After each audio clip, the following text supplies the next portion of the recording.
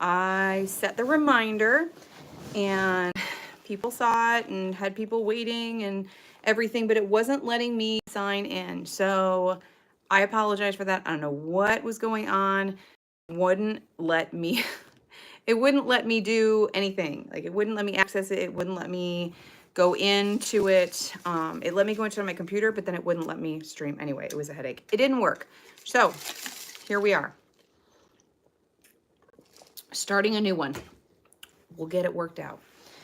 So it'll probably take a second for everybody to come on in because people were waiting for me over there. So just come on in and I'm just gonna blab. I'm gonna ramble. I'm gonna talk about our little adventure that we had today. So I don't even know if I mentioned this. We're not really mentioning it out loud to lots of people, like out in social media, but you're gonna find out. We are getting a camper to put on our land in the hopes of moving into it while we are building our house. This has been a plan. That's why we bought the cabin, that little tiny house. And we are going to be using that kind of as extra common area because there's 6 of us and that's tricky.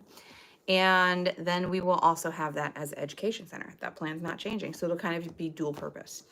So today we went and looked at campers and it was like, we found one that was like, oh, it's amazing. But of course it's like double the budget. So that's what happens. You find something you fall in love and you're like, where does the budget really need to be? No, it needs to be where it's supposed to be. But I'm very thirsty now. Okay. All right. Now that people are rolling in, how are you guys? Let me know how you guys are doing. How was your weekend? It was for shotgun season here, for deer season here in Illinois this past weekend. And my husband was out and saw virtually nothing. Virtually nothing. And we had to get one edge of our farm surveyed because we had a boundary discrepancy. And of course, the guy chose this past weekend to go do all his land surveying. So it scared every deer away, I'm sure. So it's frustrating, but it's okay. We had family that got 3 over the weekend. So that was awesome. My husband was able to go help a little bit there. And we're just happy somebody got something. So that's okay. We've already got 1 for the year anyway. And really, we were not hurting for meat, for red meat anyway. So we're good. All right. I have a lot of seeds here. Haven't really organized them. I kind of a little organized them. I've got a little, okay, a few. And then I've got some big things over here, a couple big bags of seeds. But this here is just for the farm. This is for expanding our farm and keeping things going. So I normally like to purchase my seeds, both for my garden and for our herb farm, at the end of the growing season for a couple reasons. People always think I'm crazy. Like, you need the break, you need the break. Oh, it's just like with the season just ended. Don't even start planning for next one yet. But I like to for a couple reasons, okay? Well, 2 big ones. One, I am sure that I'm going to get all of the seeds that I need. They're there. They're seed saving. Everything is stocked that I'm going to want to get. And if they add some things later, or if I decide, hey, I want to do more of this, or I want to add this, I can always get that later, right? So that's good. That's good. But the big reason is because I'm fresh into the burnout, right? We all have it when we're gardening and you're drowning in tomatoes and you're drowning in cucumbers and there's just so many potatoes and what are you going to do with all of this garlic and, you know, all of that stuff. And it's super exciting when everything's coming in. But by the time you are like October, can things just die now? I need a break. So it's not any different for herb farming. Herb farming goes longer. It starts earlier in the year because we start with dandelions and violets and greens. And it goes later because I still have mint that's doing fabulous. That I could, let me say, I'm not, but I could still be harvesting off of it. I think I am going to do one more harvest off the spearmint if it's looking good to be able to. It looks like it, but we haven't had a hard freeze yet. And mint is very hardy. I could still be harvesting from it. So it's a long season. So I'm fresh into the kind of burnout. Is it me or anyone else seeing this blurred? Okay, you know what? I'm gonna go ahead and just clean my camera because it doesn't look blurry to me, but I'm gonna try. How is that, Melanie? Is that any better? It doesn't look any different on my end. So if it is still blurry, then it's probably your connection. And if you hit the refresh button, then that might help. Order from where, Rob? I will get to that. I will get to that. So, okay, fresh on the burnout, right? End of the year, you're like, I'm done. I don't even want to look at another plant. I need a break. You're looking forward to the winter and the calm and the rest. And all of the mistakes and the things that you struggled with, the ideas that you have for the next year, all of that is still fresh on your brain. And I make notes. I have multiple garden journals, and I have all of my years, you know, how the soil behaved. It's very important when you're gardening anything, especially with medicinal herbs though, because the quality of your soil directly relates to the quality of your crop. If you have devoid soil where there's no, you know, microbiome in there, where there's no life in your soil, you are not going to have very rich seeds. They're not going to be super potent in their medicinal properties. You need to make sure your soil is healthy. That's like the number one thing. Melanie, I'm so sorry. I don't know what else to do for you. I hope it gets better. But I have all of those ideas fresh in my brain. So that's when I want to go, okay, this is what I want to change. This is what I want to add to. This is what I want to pull back on. Let's do it now. Oh, good. I'm so glad it's better for you. Awesome. All right. So, Robin, here's your answer. I order the vast majority of my medicinal herbs from a company called Strictly Medicinal Seeds. I really like them. I have only had issues with them a couple times, and that was just in my order. It's just mistakes. People are human. And it was corrected immediately. So no harm, no foul. And I got what I needed, and we move on with life. So, oh, I think I am. I did miss one. Okay. The other thing, let me just grab it. The other one that I have that Strictly Medicinal Seeds did not have is butterfly pea flower. So we're going to start with this one. And I got this one from Baker Creek. I love butterfly pea flower. This one, when I was starting the farm and taking it from just a homestead that was heavy herbs to actual herb farming. Hi, Paula. Butterfly pea flower was the one that I was most excited for a couple of reasons. One, I love peas. I love the way they grow. I love the way they look. They're like the first little happy crop that, you know, really gets thriving in spring. So I just really loved it. And look at that. I mean, they are that vibrant. They're beautiful. And if you've never had a tea with butterfly pea flower, the colors that come in, you get like this rich, like electric blue kind of color. And then if you add an acid to it, like lemon juice, then it turns hot pink. It's very, very, very cool. I have a gallon of butterfly pea flower. I love the flavor and the color. My daughter bought it. Yay! That's a great gift. This is a fabulous crop. Now, I planted it this past year, but I got a little too excited and I planted it at the wrong time. And I was like, I don't care. It's just for us this year. I'm just going to plant it. I just want it in the ground. And with the year that we had, it was super, super wet. And then it was super, super drought. So it was very inconsistent when this was getting established, so it didn't do great. So I harvested probably only about a quart off of the one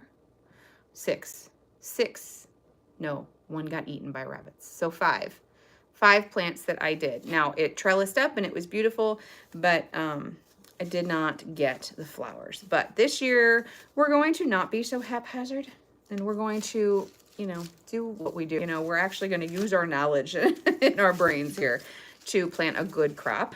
So I got 3 of these, and I still have some left from last year also. So we'll be planting those. Now I do have a bunch in here left over from last year too. that I'm still kind of thinking of. This one was given to me. This is Horehound. I have a lot of Horehound. Still got some Spilanthes from a previous year. Roselle Hibiscus, which I love. That's from Haas. And then we've got some other ones that I'm still on the fence about. I'm not sure what I'm going to do with them yet because we're still on the fence as to whether or not we're going to have a high tunnel. We're just doing so much. There's only so much you can do in a year. And honestly, I would rather focus on being able to live on the farm full time, because if we are living there full time, imagine how much more you can do, right? Instead of having to commute 10 miles back and forth every day. So, but there's things like Uva ursi. This takes a couple years to get growing. Yes, years. So there's that. And then stevia. Actually, I don't know why this is in here. We're planting stevia. I think that just got mixed in.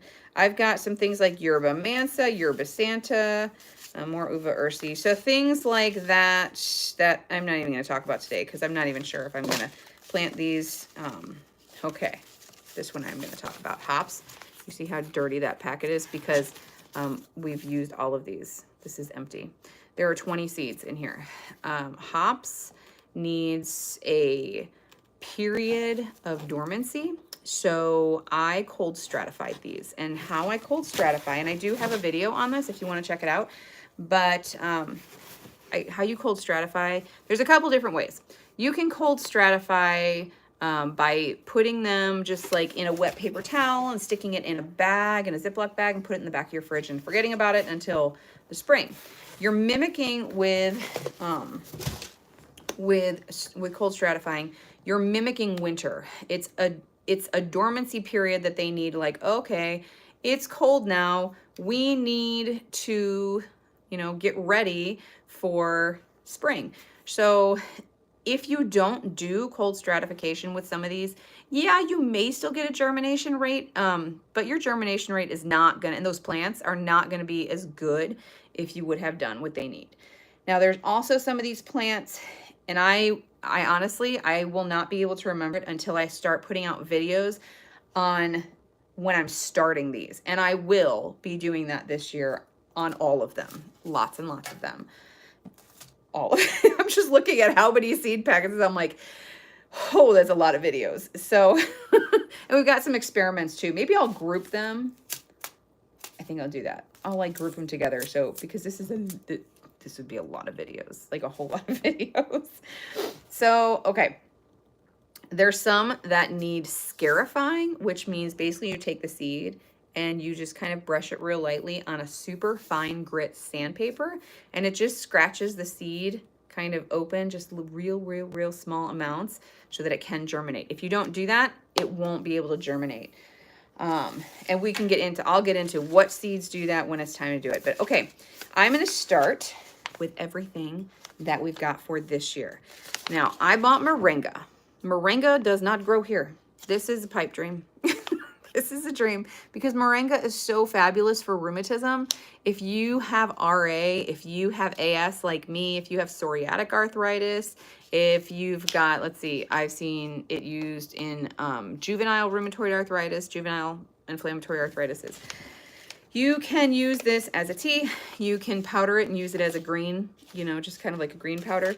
Add it to your teas, to your smoothies. But this is a perennial only in zones 9 through 12. This is not living happily in my area. But if it lives inside, that's my dream. If I can create a little tropical habitat inside my house, maybe there's a chance we'll have moringa. It's a couple bucks a seed bag, a seed packet here. It's not going to hurt nothing to give it a shot, right? And I do this every year with food too, like things that I really want to grow, that I really want to have, that I know can't grow here, but I want to try it anyway because I can. So, okay, there's moringa. And as I finish, I'm just going to throw them back in here. Hibiscus. I have hibiscus. There's many different kinds of hibiscus. This is Roselle hibiscus. So Roselles are, when you're drinking hibiscus tea and you're purchasing hibiscus from a company, usually it's Roselle. These are the big benefits that you have to these. And what you want is basically, oh my goodness, what are they called? It's on the tip of my tongue.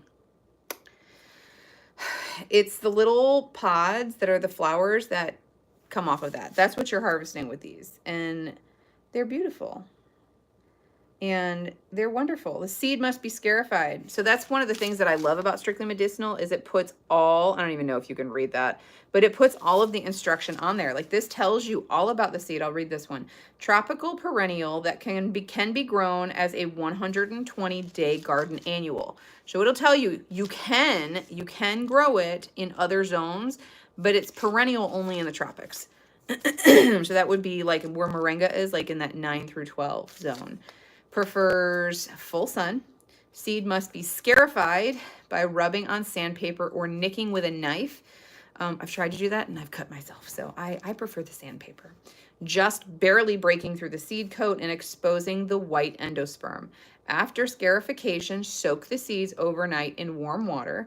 To plant, barely cover the seed. So what I do with that, if I've got a seed that's just like, you know, surface sow or just barely cover it with dirt, what I do is I surface sow everything, and then I'll just kind of sprinkle the soil, because if you're trying to push down each one of these individual little seeds, I mean, these seeds are not tiny. These are okay. I don't know why I opened that. These are a little easier to do, but still, you know, you're pushing down with your finger. Yeah, that's a decent sized seed, you know? Look at that. That's a decent sized seed. But some of these are really tiny, so I just do them all the same way. I'll put, this is resealable. This is pretty resealable. Well, that's a nice little feature. I always empty them when I open them. I plant them all. So that's nice. Okay. But then I just sprinkle a little bit of soil on top and just tamp down like that. And I always, when I'm seed starting, I always wet my soil first, because if I have an itch under my hat, because if I get all of the seeds in there, and they all have planting depths that are suggested, right? So if like this, if it's just barely under the surface, or a seed that's lighter and like super, super small, like a chamomile seed or something, and you put that in the top and you surface sow it, and then you put a bunch of water on it, it's going to push that down. So now your germinate is going to be junk, you know, it's not going to be good at all. So anyway, I've grown hibiscus just fine. I kind of did an experiment this past season, keeping some in pots.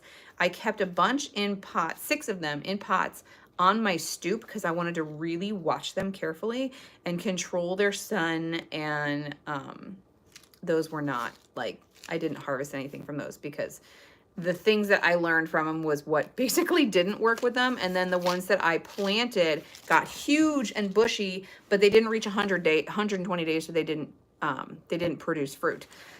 So these would be a fabulous greenhouse, like high tunnel herb to plant, but you got to make sure you got your 120 days. So if you are going to plant them out, this would be one like loofah.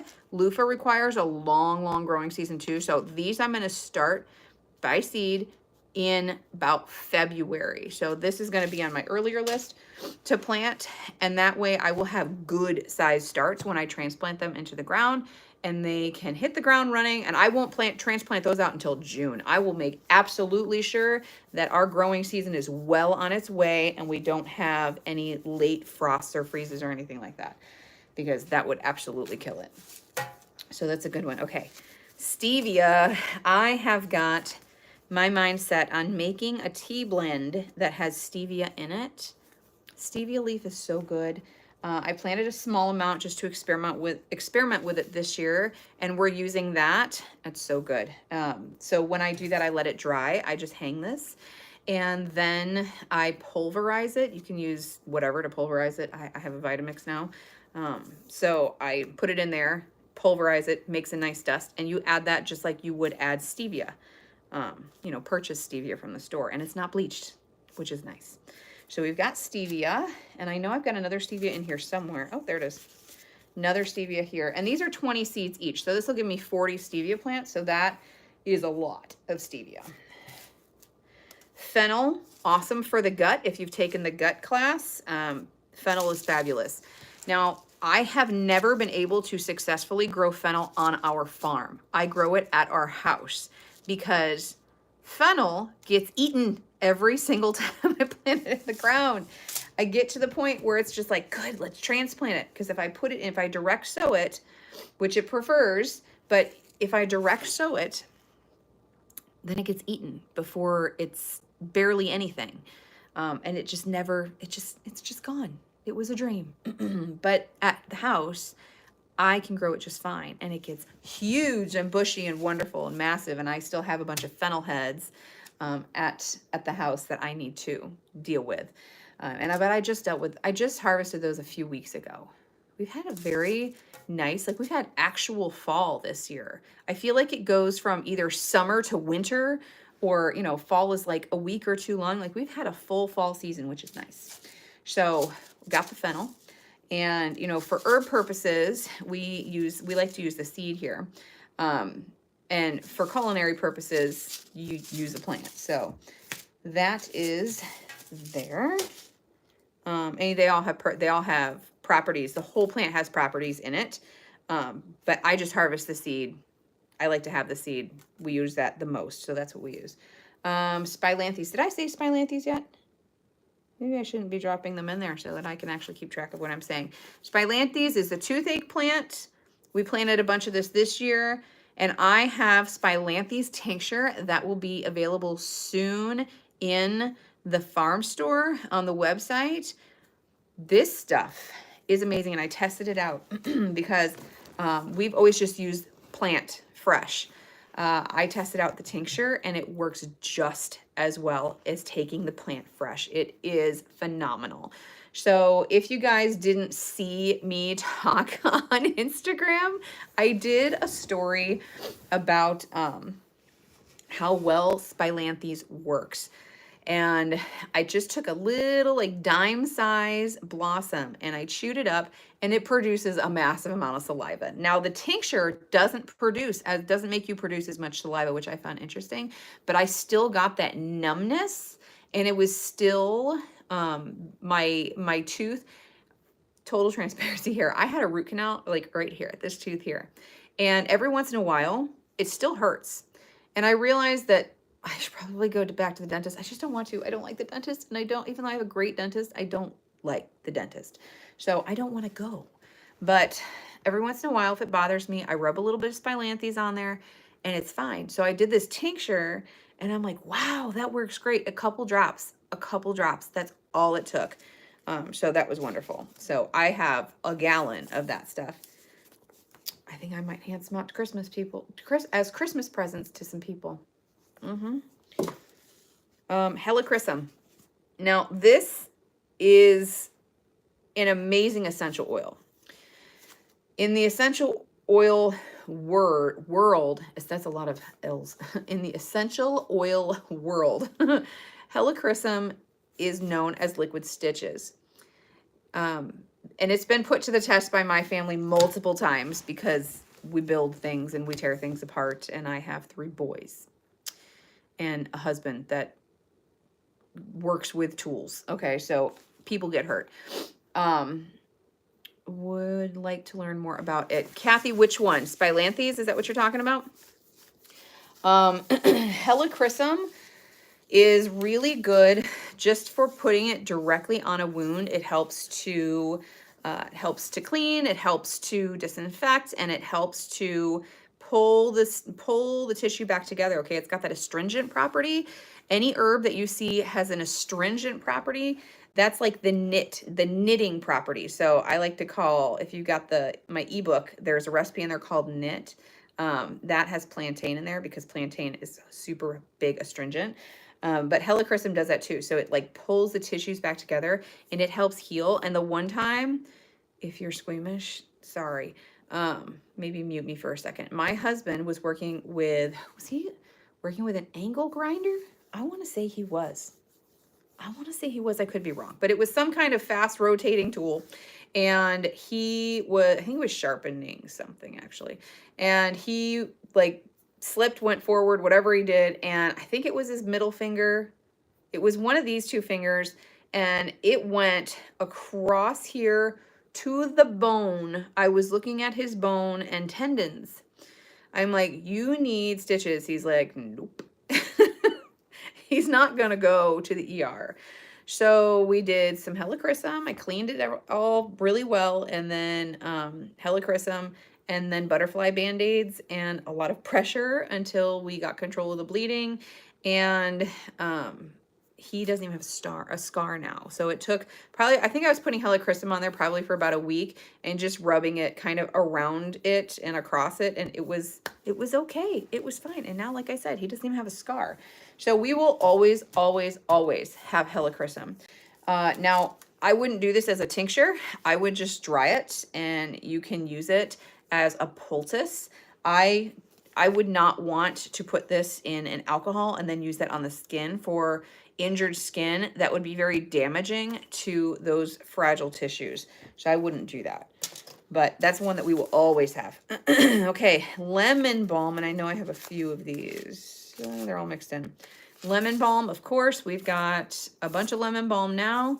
I want to grow even more of it.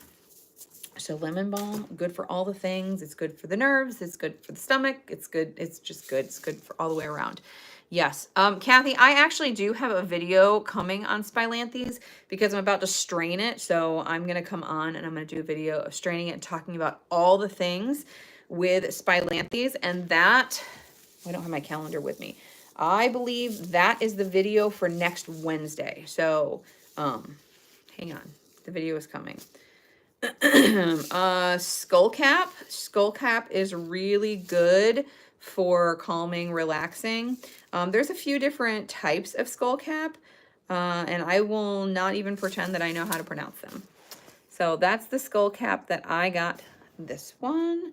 And this one, it has a taproot. So it's got like that long, deep taproot. And it's good for zones 4 to 8, this one. The flowers on skullcap are really pretty. They're like these really, really deep blue flowers. They're really pretty. And then that's when you harvest them, when everything is flowered. This is another one. In the spring, barely cover seed and tamp securely. So one of the skull caps that I did last year, this is a different one than I did last year. This one is saying to direct sow it. So interesting.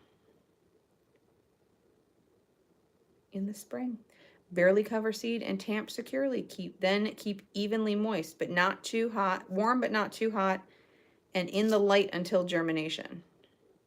See, now, if it's that finicky, I don't know if I would want to direct sow it. I don't think I'm going to do that. That's not what I did with the other ones, and they came out just fine. Okay, this one and this one I'm going to do together because I just did a video on them. Ashwagandha and astragalus. Now, this one was left over from last year. As you can see, it's a little bit worn. And I made my notes on when I started. So these I have. These, I don't think that I used these though. I think this was from the other one. Nope, all the seeds are still in there. Okay, so this was, I guess I just wrote notes on this from what I learned from last year. I started mid-March last year, end of March, 3/25. Okay. Cool. But this is ashwagandha. Did I even say that? Ashwagandha, great for stress. Great for stress. Just my last video just came out on ashwagandha and astragalus. Both really good for stress, both really good for your immune system. Ashwagandha, or I'm sorry, not ashwagandha, astragalus is really, really good immune regulator, immune modulator. So if you are trying to fight illness and you have autoimmune disease, astragalus is what you want. Both of these are the roots that you are after, that you are going after. So there's those. Now those are going to not be planted in my normal herb beds.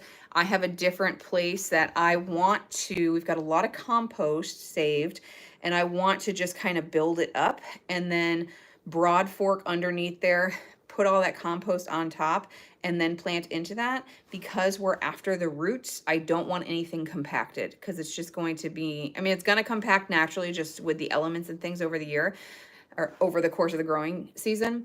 But if you start with good fluffy soil and then you plant into it. When you go to harvest it, it's way easier versus just loosening the spot you're planting, because those roots are going to go out some, right? I mean, in both of those plants, none of them like do this, but they kind of, they kind of go down and out. And ashwagandha, astragalus is a little bit thicker of a root. Ashwagandha is kind of like wiry, and it's got a lot of, like, I call them fluffy roots because because it looks fluffy when you dry it and you have it in a jar. They look kind of fluffier. But it's got a lot of like thinner, wiry looking roots when you are going to harvest that, and it's easier to break pieces off. So I just want to make sure my soil is as, light as I possibly can, as loose as I can. Don't want it too loose because then you can't grow it in that. But I want to make sure it's as loose as I can possibly do. And most of our soil there has a little bit of a clay component to it. Not a lot, but there's the area that it's going to go is a little bit more clay. So I got to add a lot of good organic matter into it there. Okay, let me do this one first before I get into that. We'll do both of these. Oh, hey, my other lemon balm. I knew I had another one, another lemon balm. And these lemon balms are 100 seeds. And I have now 200 lemon balms. It's a lot of lemon balm. Okay, we have elecampane, and I got 1 gram of elecampane, which is a lot of seed. This one is the root. This is the herb that we use as an expectorant. This is our herbal Robitussin. This stuff works so fast. That's another one that we have in the store. We'll have very soon. I'm working on getting everything up this year because we're going to have a big Black Friday sale. It's going to be so exciting. So if you guys are interested in getting any tinctures, I think I have 13 tinctures in there. I think all the tea blends are going to be in there except the seasonal blend, because I'm already out of one of the herbs for it. But we'll have all the rest of the tea blends. I have 4 different types of soap, 4 different herbal oils, and I've got 4 different dried bulk herbs. We've got mugwort, oregano, marshmallow, and, marshmallow, mugwort, oregano, and yarrow is going to be in the store for Black Friday. Anyway, all of those things. So if you want to check that out, definitely check that out. And then valerian, this is the root. Such a great, my absolute favorite for sleep.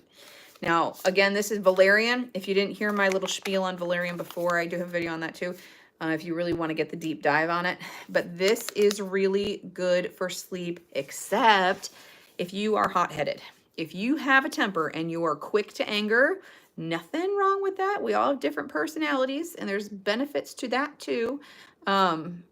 Valerian will make that worse. Valerian is, it will, if you are that kind of person, it will stimulate you instead of calm you. So there's other options, like lemon balm would be a good calming kind of nervine herb to help you relax. Catnip, another really good one to help you relax.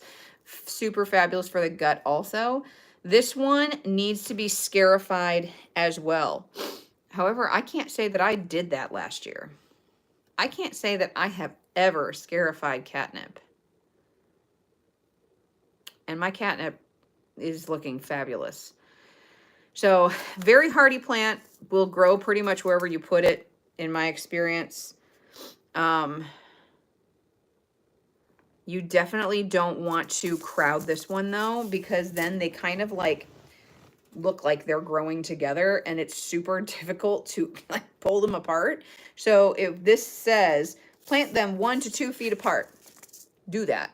Definitely do that. Give it space. It needs the space, or else it'll just make it, it's not going to not grow. It'll still grow, but it's going to make it difficult for you to manage the plant.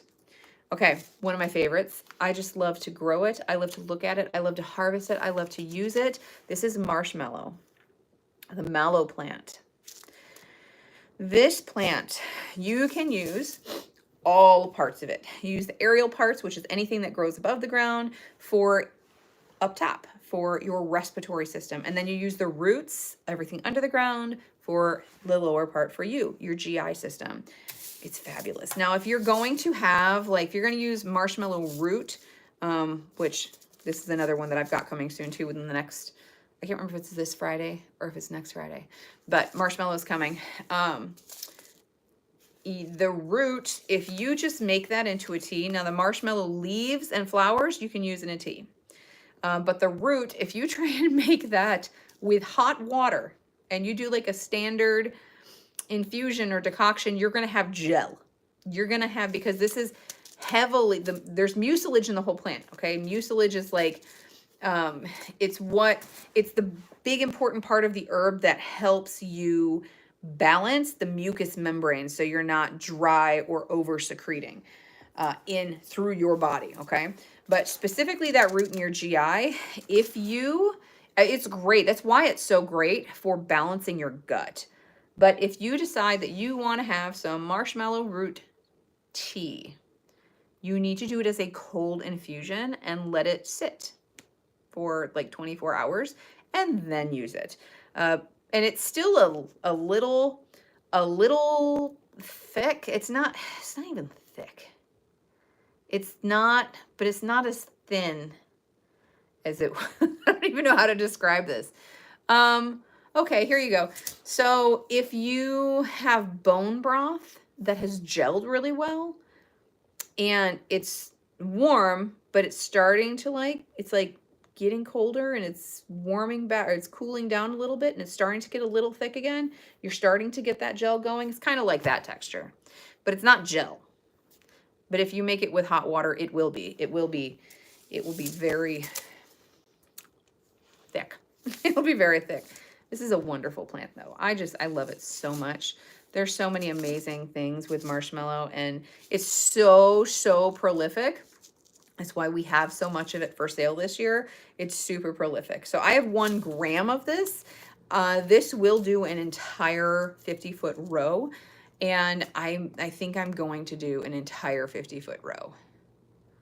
I may break it apart because I don't like to do one whole row of one herb for a couple reasons. If you have a lot of herb in one spot, if you have pest pressure for those herbs, it's real easy pickings for those things. So for marshmallow, Asian beetles, I hate those things. They love to chew on those leaves. They don't bother the flowers as much, but they love the leaves.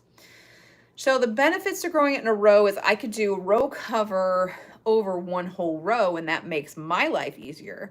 But the downside is all of those Asian beetles are going to swarm right on there. So there's that. And if they get to it, then it's the whole crop. So I may do what we call a trap crop. So you plant some marshmallow in one spot that is more open, easy for them to get to, and they don't have to compete with anything. And I might put a good bit in between some other ones that help deter. I'm gonna have to play with that.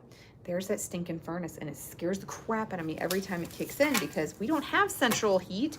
So I'm not used to that sound.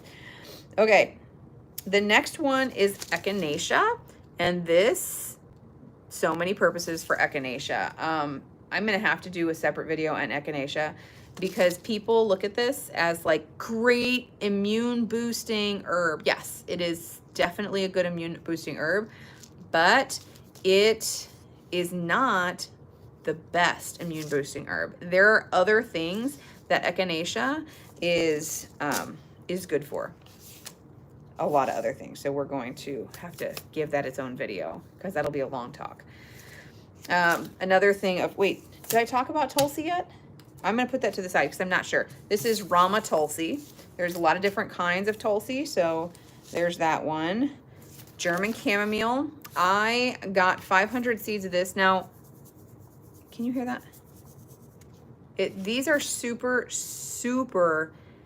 small seeds. And how I plant this, what does this say to do? It thrives in regular garden soil or alkaline soils in the sun to part shade.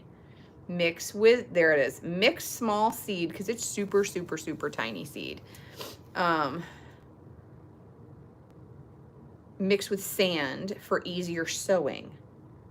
So if you make sure all of your sand is in there, then you know you've planted your seed. In the fall or early spring, strew on distributed soil or a weed-free seed bed. Work in shallowly and tamp securely. Germination about in a week, yeah. Okay.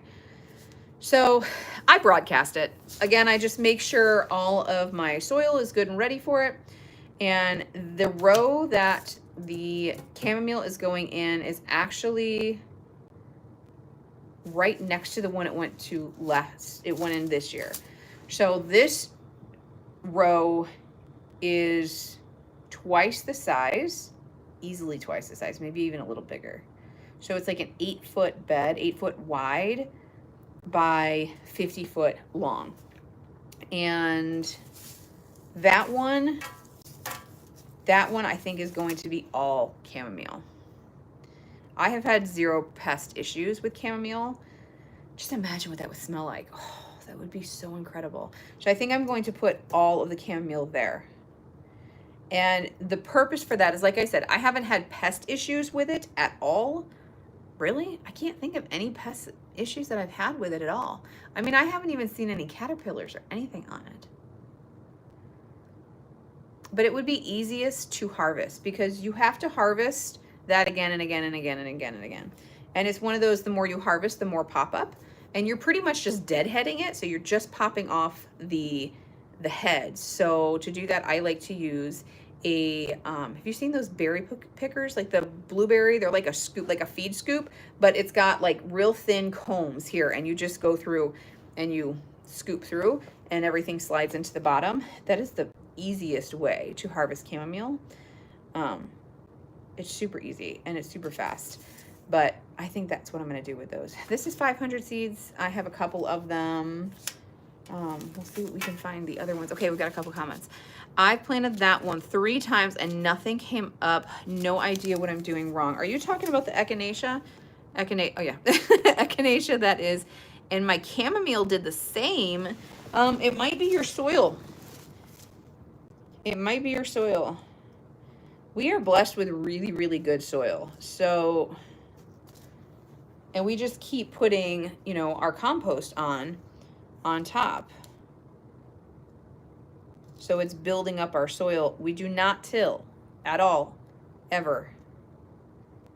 And that's important because when you till, I mean, everybody has their own practices. And I think for vegetable gardening, it's probably, you know, fine if you want to do that. I mean, it's still bad for the soil. And I will forever, ever talk about that, how tilling is so bad for the soil. But when you do till, one of the downsides to it, aside from that, is you have all of these dormant weed seeds underneath your soil that never see the light of day, so they never germinate. When you till, you are turning everything over and bring it up. And then those new weed seeds, now they're seeing the light of day. And like where you didn't have a thistle problem, now you have a thistle problem. If you didn't have, I don't know, let's see, what's another pain in the butt one? Wild parsnip. Now you have wild parsnip. And good luck getting rid of that because that is a nightmare. It takes years, like 6 years to get rid of wild parsnip. It's a nightmare if you're going to do it without spraying, which obviously if you're going to do medicinal herbs, you're not spraying. It was very nice soil with compost and lots of worms. Okay, the only other thing I could suggest is check your pH. Like, do you know those soil testing kits? You can get them at a hardware store. They're a green box, not the little ones that just tell you 3 things. There's like this green box. It's a little more expensive. I think they're like $30 or so. But they tell you way more. It tells you your pH. It tells you all of these different things that you could be too high in or deficient in, because sometimes if you have really nice compost, lots and lots of worms, that would be wonderful. You could be really nitrogen rich, but you could be a little low in like phosphorus maybe. So check your soil. And sometimes things, you know, herbs are usually, yeah, will grow wherever you put us. But there are some that can be a little finicky. I've never had chamomile be like that though. Chamomile has always grown prolifically wherever I have planted it. So that's really weird. I would definitely say test your soil Just get one of those home test kits. They're really, really easy to do and go from there. Species is, and then what type of echinacea are you doing? Because you want that one right there, Purpurea. That's what you want. There's many different types of coneflower. Did you guys know that echinacea is actually coneflower? But there's types of coneflower that you can't use. The purple one, yeah, purple coneflower. That's weird. Yeah, I would just say test your soil. Also, like with chamomile, it does not like weed, like other pressure. It doesn't like weed pressure. If it's got anything else coming in, it'll give up on life. So make sure that it is completely weed free, and it has to stay weed free until this is super established. And even still, if there's weeds around there, I would suggest not weeding your chamomile. Super intensely plant your chamomile because it's all coming up together, and it'll be fine doing that. That's what we do. But definitely don't pull your weeds when, you know, it's starting to come in and after it's established, because I have pulled weeds that tend to be a little more stubborn and will hang out a while, and I'll pull up the chamomile with it, and that's always a sad day. We don't want that. All right, St. John's wort.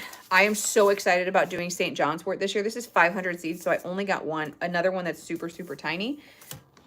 I need to get a drink. Now we have wild St. John's wort growing, and that's why I didn't plant any this year. Because it is everywhere around here, but it's everywhere around here. So it's like, I've got some here, and I've got some here, and I've got some in the timber over there, and I've got some over here. It's everywhere. So that's great, but we're talking about harvesting it and being efficient with our time when we're farming. So I really need it to be where I need it to be, where I can access it easily. Okay. My straw is dirty, and instead of washing it, I grabbed my kid's straw, which is teeny tiny, which is making life challenging. I shouldn't have been lazy. I should have just washed it. Okay, hyssop, one of my absolute favorite respiratory herbs. This is prolific. If you want to plant hyssop, I would highly suggest, unless you want it everywhere, to grow it in a pot. And be careful in that pot that it doesn't have holes underneath it. And if it does, that you are on cement, not near any cracks or anything, because this sucker will go underneath that pot and it will root itself and go wherever the heck it wants to. I've seen it, I have it currently at my house, underneath the sidewalk, through the sidewalk, coming up the cracks, or just going completely underneath it and coming up in the garden. The sucker goes wherever it wants to go. It's amazing. And I'm not mad about it. It's a fabulous and very useful herb. This is one of our absolutely loved and adored respiratory herbs. It is a really good expectorant, and it's a decongestant, and it just kind of helps thin, whereas it works a little differently, and it's hard to explain. Elecampane just like instantly breaks everything apart. Hyssop feels like, how do I explain how that feels? Oh my goodness. I need to put this into words. Elecampane kind of like works in here. Hyssop for me feels like it works here. Elecampane is like is deeper in the lungs, and hyssop feels like it's more here. And it just kind of helps all of this, you know, when you have like the back of your sinuses and into your throat. I know people with COVID had this. I had this when I had COVID. And when I get like allergic asthma flares, that and this last cold that we had about a month ago now, I'm just now getting like totally over it, because it was the same thing. It was just like that like coat of mucus that like would not move. The hyssop in the tea, we drink this hot tea, hot as you can safely drink it. Mullein, another one we pair with that. Drink it hot because it works the best. Mullein, 3 things that you can use mullein for, and I've got, I think, 3 videos on mullein. You can plant this in wastelands. You can literally just go plant it and completely forget it. If you didn't see the reel, did I put that short on YouTube? I don't know. But it was how I planted mullein for next year. And it's because I saw somebody else do this. So I'm like, I'm going to give that a shot. Because, hang on, let me back up. How mulleins life cycle works is it's a biennial.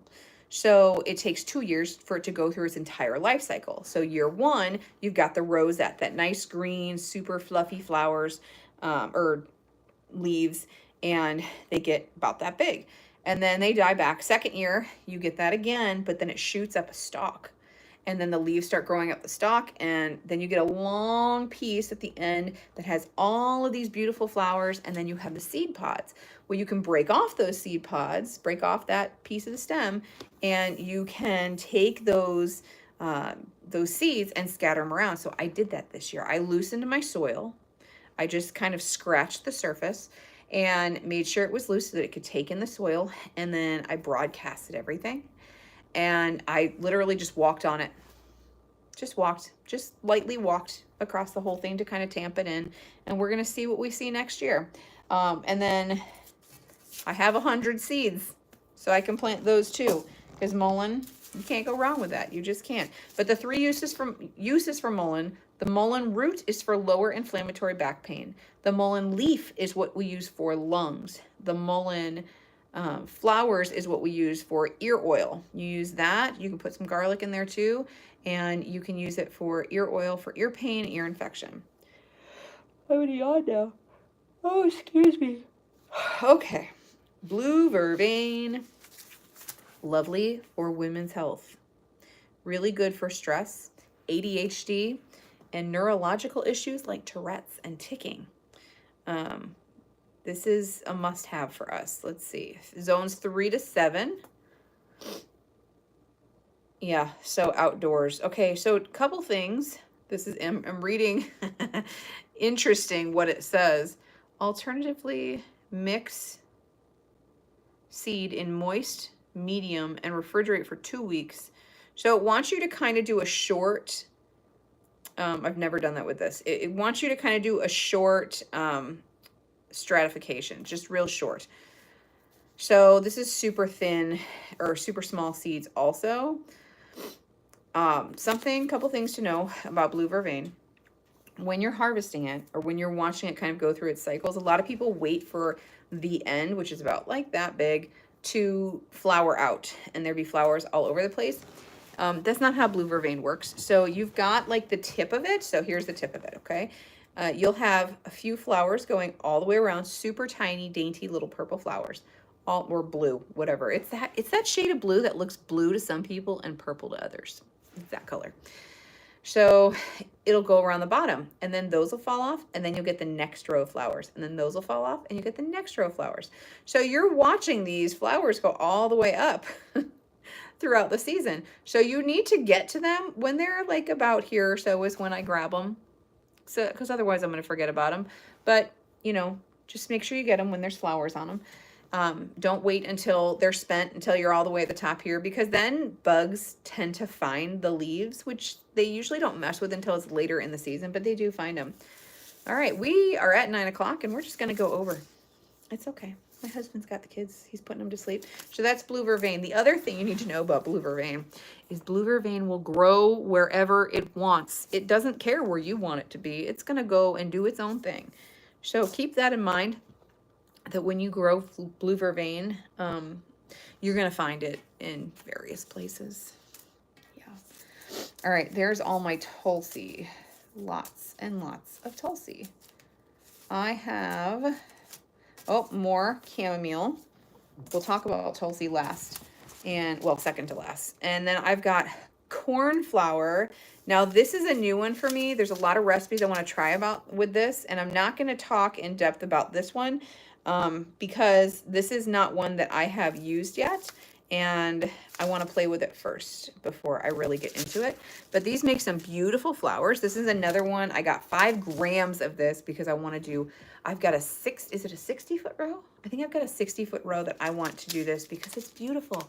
And my plan for this is calendula, is the 60-foot row of calendula, a 60-foot row of cornflower, and a 60-foot row of something else that is absolutely beautiful that I haven't decided yet, because I just want flowers. I want rows that looks like almost a small field of herbal flowers. Wouldn't that be gorgeous? And then behind it, I want, like, not behind it.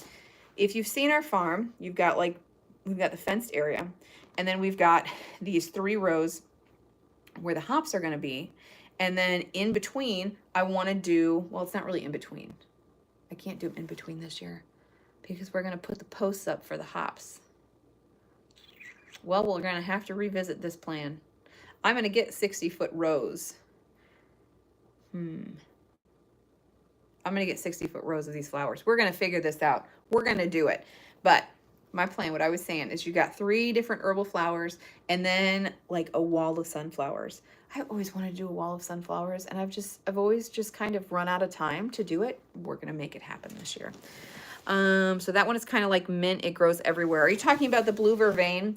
No, it doesn't grow everywhere. I mean, if you plant it here, it'll decide it wants to be here. And then it'll decide it wants to be 40 feet over there. It just goes wherever it wants. I planted it this year in a row in our row 1, our A or whatever it is, in our first row, and it ended up, how far would that be? I would say that was a good 50 feet to the northeast. And it filled up an old raised bed that my son built for me some years back. It's so weird. It's so weird. And I think it's just because it's a very light seed and it can just kind of travel. It just kind of like gets lifted up and taken wherever it wants to go. I don't know. I don't know how it does what it does, but that's what it does. And it's very weird. And I've heard other herbalists say that also. Okay, you see all of these? This is all Tulsi. 3 of these are Tulsi Rama. Now, when you are getting Tulsi, Rama is usually, it's the most common one that you are getting.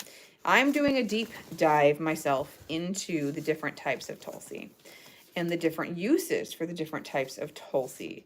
They all hold some of the same properties, but Tulsi Amrita, Tulsi Vana, Tulsi Temperate, and Tulsi Krishna, I have never worked with before.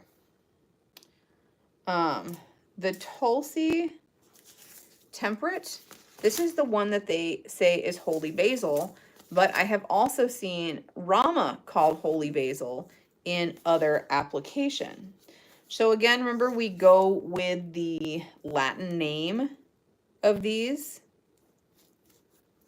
The Krishna Tulsi is the same as the Rama Tulsi. Okay, same Latin names. And then the Tulsi Temperate is different than the Vana and the Amrita. Oh, Amrita is the same as these, as the Rama and Krishna. So these are all a little different. So I wanted to do kind of a dive on these and really learn about all the different things for Tulsi. I have just grown Rama.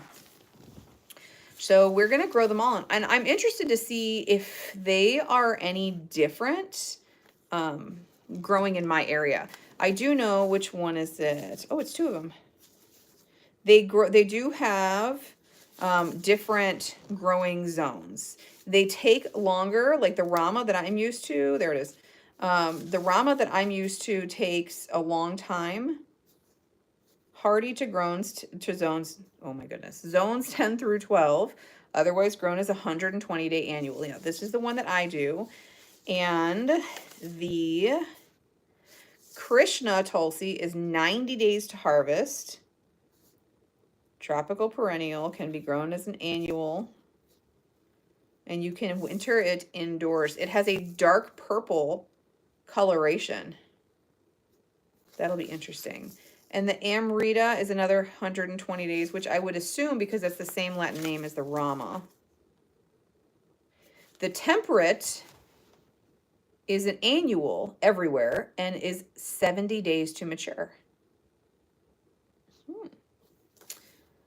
And the Vana is 120 days too, so it's like the other one. So yeah, I'm excited. I'm just gonna plant one over here, one over there, so I can, and I'm gonna mark them so that I can really keep an eye on them. Because all of my beds, it's all with the same compost, and all the soil is tested every fall and every spring. So I want to make sure the conditions are all the same for them, and then we can check it. This one I kind of put to the side because I'm not really sure. I got it because I was like, yes, I want to have this, but I'm still not sure. This is something that grows wild that you can just eat. It's really nourishing herb. It's called Self-Heal. It's really, I really want to do it in the orchards and like on the edges of the timber, because it can kind of take over an area. And I would really like to knock out some of the native, I don't even know if they're really native. Honestly, I don't know. Like the parsnip and the, what's the other really bad one? Poison hemlock. If I get this at the right point, this is pretty lush. So I'm hoping that it could kind of knock out some of the other stuff. And between this and the Solomon seal that I have, which wasn't in here, I might have put that in my vegetable box. That grows really big. So I was kind of planning on doing a row of Solomon seal. I mean, Solomon seal grows big. And then Self-Heal in front of it and between those. And that's just like, you know, it grows like that. And it's really pretty and it's really lush. It's really dense. So I was hoping that it would knock some things out that I don't want growing over there anymore. Okay. And here's the last one. It's actually not the last. Okay. I was not thinking and did not order nettle. So I need to order stinging nettle, and I need to order English lavender, and I need to get that like ASAP because that needs to be cold stratified in December and early December. So I really need to get that going like now.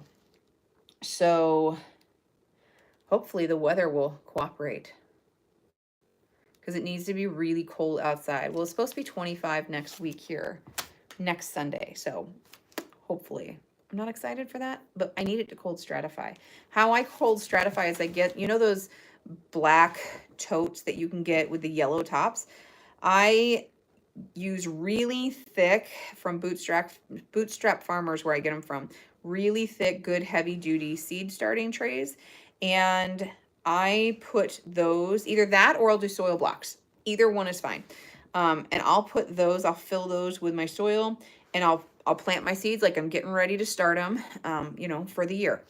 And then I will put pieces, I'll put like a piece of freezer paper and then cardboard, and then I will put another tray, and then same thing, freezer paper, cardboard tray of all my seeds that need to be cold stratified. Make sure they're marked really well with something that is not going to wear off. So even Sharpie does not cut it in these kinds of conditions.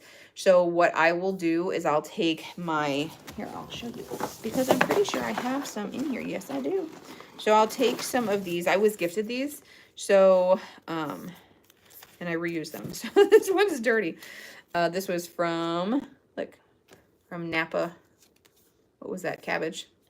Anyway, so I get these, and you can use, I mean, you can use, I've seen people say like, oh yeah, you can use like yogurt containers and vinyl blinds and things like that. I wouldn't use those because they're not food grade and it's leaching stuff into your food. So that would not be good. But these are actually for food.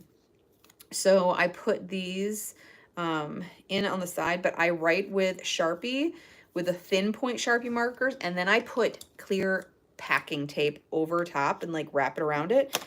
Then it doesn't wear off. So I put those on there, and then I will put that outside and cover it with a tarp. The tarp is important because those totes are black, so it's going to attract the sunlight. So if you're trying to cold stratify something in bulk like that, and then you just stick it outside and it's black, it's attracting all that heat. It's not going to cold stratify, and it could cause some molding issues inside there because you want everything to freeze. You don't want to create a little rainforest situation there.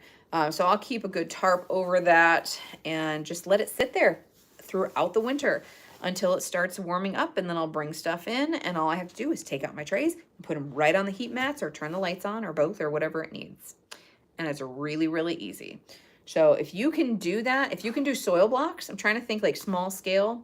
If you can do soil blocks and you can just get like those tinfoil trays, you know what I mean? Like the single use things, like if you're gonna bring it to a party or something.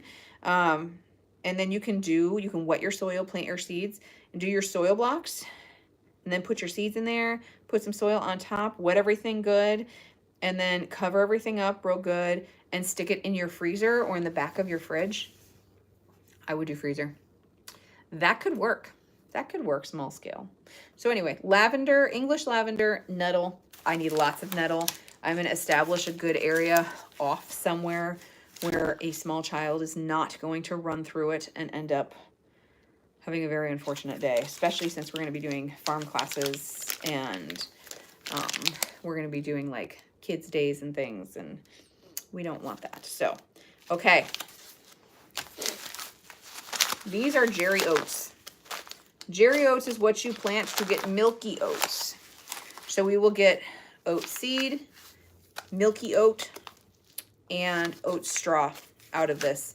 A very mineralizing herb. It's just got a lot of nutritive, regenerative kind of properties. And this will be probably a series of videos because I'll have milky oat tincture that I'm going to be making. We'll have some oat tops. You can do like the green oat tops you harvest, and then you get them in the milky stage, and that's a whole other thing. If you're going to be using milky oats, if you are going to purchase them to make something with them, you need to know that there is a latex in there. So if you have a latex allergy, I would not just run blindly into that. You need to make sure it's something that you can use. So Avena sativa, these are going to, I got so many of them for a couple of reasons. I actually got 3. One of them is with other stuff at home because we're going to use it for a food plot area. And it's really good for the soil too. And that area in the back where we want to do cover crop. My husband wanted to till up, but you know, I'm so deeply anti-till, especially on my own property, that I'm like, no, we're not doing that. Like we can break the grass, like we can smother things out, like we can do it without tilling. Look what we did up here. We can do it back there. So this is one of the things that we are going to make sure we are planting back there to help feed and build, and then bring in the deer with all of these grasses. We discovered today, we went on a walk, on a hike around on our west property, which is like a pretty intense hike because it's very raw and there is a lot of this. And there's like this gully that's old washout from the old 30-year plus farm. And then there's grasslands, and you can see like the grasslands are down here, and then you come up the hill, and at the top of the hill is our place. And way up at the top, we have our hunting blind. And my husband will, okay, there we go. And my husband will be up there and he'll shoot down at something and it'll run off. And we decided, where we figured out today that that's where they're going. He's like, I bet you anything, if I shoot at something and a couple, you know, if he misses it, or if a couple times when he's hit it, it's gone down in there, and then past like 30 feet past that is not our property anymore. And we do have an agreement with, you know, them. If like they shoot something and it runs on our farm, you're welcome to come get it, and vice versa. But our property line was always like, it was a question of where it actually was, because there's our property line and there's where they put the old fence. But that old fence has got to be, I don't know, 50 plus, 60, 70 years old. I don't even know. The ground has eaten it in parts, and it's old barbed wire in sections. Who knows? So they just put the fence in the wrong spot, basically. They made the fence crooked. They started at the post and then they did this instead of putting it where it should have been. So we got that all straightened out on Friday. So today we decided to walk the line. And all of those grasses, I just kept thinking, like, with all of these oats, ooh, there could be so many oats. It could just be like all of those grasses could be, oh, it would be incredible. I'm excited about it. So, okay, that is my, my seed haul. I'm starting to lose my voice, guys.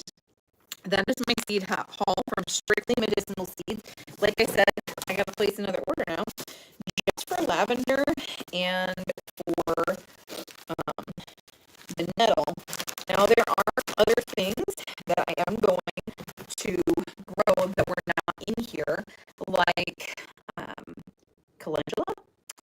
Calendula, we have the seed for. Now, calendula is probably the easiest thing to grow that does to harvest seed. Because if you let a calendula leaf go,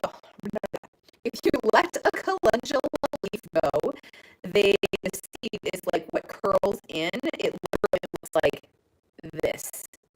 And all of these things get dark brown and hard. That's your seed. And to harvest it, you literally just have to come by and just pick it up. That's it. And as long as you're not too cold, because we're in 5A and like cusp before B. Well, actually, we're before. Did you guys see that they changed the USDA growing zones? Which makes sense. It makes sense. Our house is kind of cusp before B, but our farm has this really cool little microclimate. So we actually have 21 more growing days there than we do at our house. So that's like 5B. So our house was in 5A, and I think according to the new zone, it is 5B now. So I wonder if our farm is now in 6A. I wonder. Because it's just that weird microclimate there. And it has to do with microclimates happen for so many reasons, but it has to do with your elevation and your relation to water and timber around you versus open land, like somewhere that's open. If you have like prairie or just kind of real open country areas that don't have a whole lot of trees around, you get nailed with wind and weather is going to affect you more. Whereas where our farm is, we have dense timber in the very center of our farm that takes up several acres, and then to the west of us is all dense walnut timber for the most part. Walnut help us. And some random craziness here and there. So that all helps kind of change the zone in there. And there's nothing that's really open because to the east of us, there's high grasslands and not a dense timber, but there's a lot of trees. So all of that impacts your zone. So, and then we've got a creek that kind of runs next to us. So yeah, all of that impacts it. And so when you see that, if you're looking at that going, yay, my zone is, it was in 5 and now it's 6. It's not like this magic thing. They're like, yay. I've seen a lot of people like, oh, I can do this now. I couldn't do that before. Not necessarily. Oh my goodness. Okay, Eliza, I think you need to go. We're gonna hide you. I think I might need a moderator here. So what was I saying now? Okay, the song. I've seen a lot of people going like, I'm so excited I can do all these new things. It's not like an overnight thing. It's not like it hasn't been changed that drastically from last year to this year, or for this year to next year. It's something you look at your own area and just look at how things have changed year over year. It has been getting warmer. So look at how things have changed and take consider that information into consideration. And I always just Google my frost dates. It's not really Google. Looking up the Farmer's Almanac and look up my first and last frost dates and to get an accurate idea because those fluctuate year after year. So those are some good tools too. So anyway, it is almost 9:30 now. We've been talking a long time. Thank you guys for coming on. sorry about all of the drama with the first one. I don't know what happened there. I don't know why it wouldn't let me sign on, but got it figured out. We're here. This is my seed haul for this year. Like I said, I'm going to have a lot of videos coming on exactly how to plant these, how to get them started, and then when we're transplanting all that stuff started, we'll have all of those videos too. So if you guys have any questions or you want to ask me anything more personally about something, definitely feel free to shoot me a